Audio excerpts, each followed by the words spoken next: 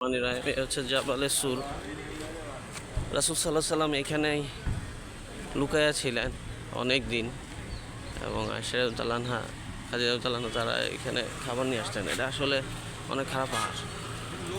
আমরা একটু আগে সিঁড়ি ছিল না, কিছুটা সিঁড়ি দিয়ে কিছু দূর ওঠার চেষ্টা করব। এই হচ্ছে পাথরের পাহাড়।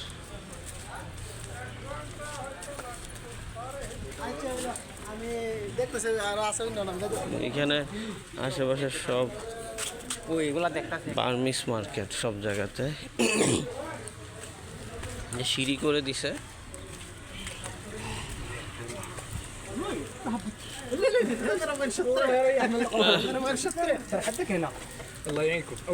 পানি আছে। এই হচ্ছে সিঁড়ি, পাথরের সিঁড়ি।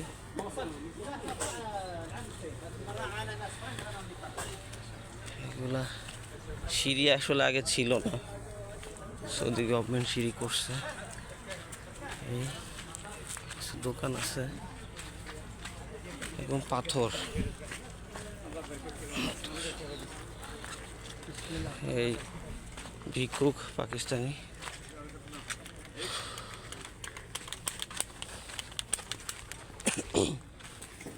দোকান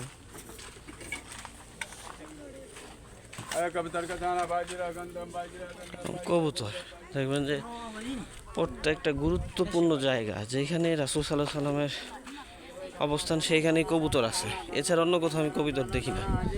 মদিনা শরীফ, হারাম শরীফ এবং এই যে পাহাড়, সব মানে কি একটা আশ্চর্য বিষয় যে এই সবগুলা জায়গাতেই কবুতর, কিন্তু আপনি অন্য কোথাও কবুতর খুব একটা দেখবেন না।